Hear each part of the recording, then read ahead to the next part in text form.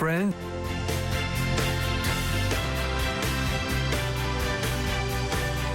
Jim Wolford was on life support, but the machines weren't supporting much.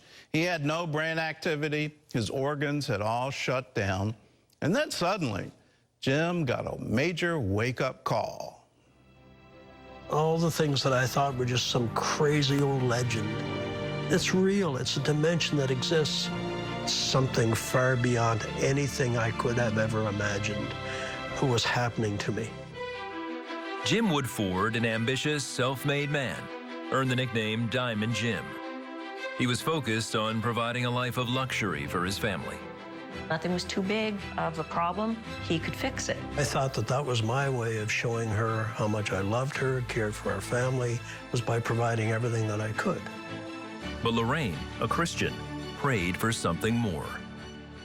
God, please change his heart. Bring him to know Jesus Christ and just make a change in him and deal with this materialistic way.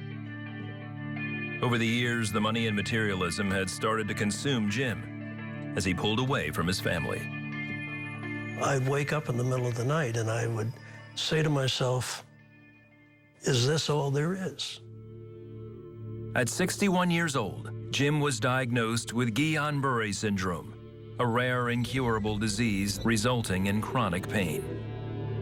Unremitting electrical current pain in every part of my body, accompanied with paralyzing inability to move. For the next 5 years, Jim relied on prescription meds to manage the pain. He was just getting to be a very angry person. The pain was just consuming him. Never once, and this speaks to the arrogance, did I reach inside or look up to the sky and say, God, if you exist, help me out here. Not me, not Diamond Jim. In April 2014, Lorraine said a desperate prayer for Jim's heart. I said, God, I've been praying, but I haven't seen any change. Maybe you just have to break him to remake him. But be careful what you pray for. Later that month, after taking more than 4 times his dosage, Jim went to inspect a field he was planning to sell. He says while sitting in his truck, he felt a growing, burning sensation in his legs. And suddenly I realized I couldn't breathe, and it was as though the cab of the truck was filling with water. As I'm about to draw my last breath,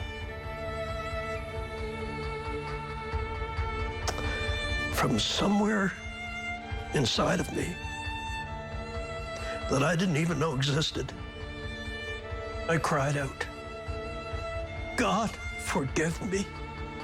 Forgive me. When Jim didn't come home, Lorraine called the police. He was found in his truck unresponsive and was rushed to the hospital. Lorraine rallied friends and family to pray. The head doctor came out and he said, your husband is severely brain damaged. There's no brain activity there. And he said, we have him on full life support because his organs have all shut down. He said, there is no way to bring him back. I was apologizing for praying what I prayed, but I didn't know it would come to this. There was something else she didn't know. Since the attack, Jim had been experiencing a very different reality. I look to the right, and there's this incredible vista of beautiful flowers and meadows. And I turn my vision to the left, and that beautiful green grass went from green to brown to scorched to black and dropped off in a crevasse. I saw the most hideous creature you could ever imagine. And I fell back in abject terror, the look of hatred in its eyes for me and all of mankind. But at this point, I turned toward the light, and I raised both hands this time, and I cried out, God, help me, help me. Then, Jim says 3 angels came and took him through heaven. And I realized I was looking at none other than Jesus Christ, the Son of God. And he looked at me with those violet eyes, and all I heard was,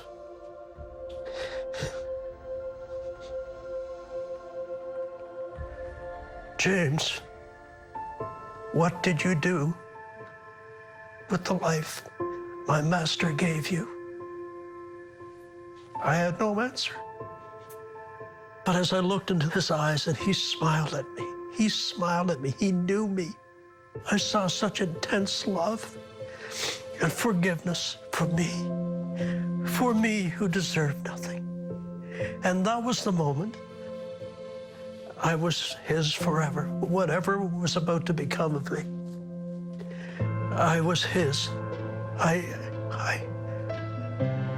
loved him, and he loved me. Jim says he wanted to stay, but Jesus had other plans for him.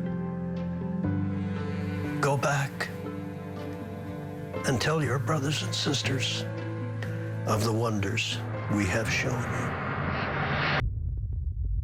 Suddenly, I'm in a cold hospital room on a gurney, screaming at the top of my lungs, scared the daylights out of some of the nurses. And a nurse came out and said, Mrs. Woodford, can you come here with me? And I thought, he's gone. I'm just overwhelmed that I'm seeing Lorraine again. I said, Lorraine, I saw Jesus, and Jesus has horses. The more I could talk to him and know that he was sane, I knew God had restored him. Lorraine realized God had also answered her prayer to break Jim, to remake him. He was focused on Jesus, and he became much gentler. And while Jim still has the markers of Guillain-Barré syndrome, he has been completely pain-free. Today, Jim is intent on telling everyone he can about salvation in Jesus Christ. You have to open the door of your heart to let him in, and the door of my heart has now been opened. And right now, you can have the same experience. You can open the door of your heart and let him in. God won't impose himself on you. He's waiting for you to invite him in. And he says, behold, I stand at the door and knock. If anyone hear my voice and open the door, I'll come in. And then he says something very unusual, and I will sup with them. You'll have a dinner with him. I mean, he wants you to be his friend. He wants to talk with you in the cool of the evening. This is why we were made. We were made for fellowship with him. We weren't made to strive and, do all the things that the world thinks that somehow that's good. We were made for him. For Jim, it took a near-death experience. It took a visit to heaven. It took a revelation of hell. And yes, hell is real. We don't like to talk about it in our culture today, but hell is real. But the great news, you can have it. You can have heaven. You can have Jesus. You can have him in your life. You can have it today. Don't think for a minute that you've gone too far or you've waited too long.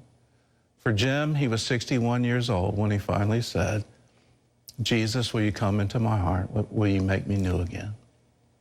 For you, you can do it right where you are. If you're not right with God, bow your head with me. Let's pray a very simple prayer. And here's the amazing thing. The God of the universe, the God who made it all, loves you so much that he'll come to you right now and reveal himself to you. He'll forgive you of anything you've done wrong. He'll set you free. He'll give you righteousness, peace, and joy. Things that you can't create on your own, he will give to you. And all you have to do is ask. So let's pray right now. Bow your head with me, and we'll let God do all the rest. What he's done for Jim, he'll do for you. Let's pray. Jesus. That's right. Say his name. Say it out loud. Jesus, I come to you And I want to know this love that I hear others talk about. The love that you just gave to Jim, I want to feel that. I want to know that. I want to know you. So Jesus, I open the doors of my heart and I ask that you come in. I ask that you forgive me of all the things that I've done wrong. I ask that you free me from compulsion, from the law of sin and death. I ask that you would free me from that so that I could be with you, that I could hear your voice, that I could know that you're real and that you're with me. So Jesus, here is my heart. Here is my life. I give it all to you. And I ask that you come in and be with me. Hear my prayer, for I pray it in Jesus' name. Amen. Father, for those who just prayed, I ask for a baptism in your love. I ask that you immerse them in your love, your forgiveness, your righteousness, your peace, and your joy. Fill them to overflowing with your Spirit. For we ask it all in Jesus' name. Amen and amen.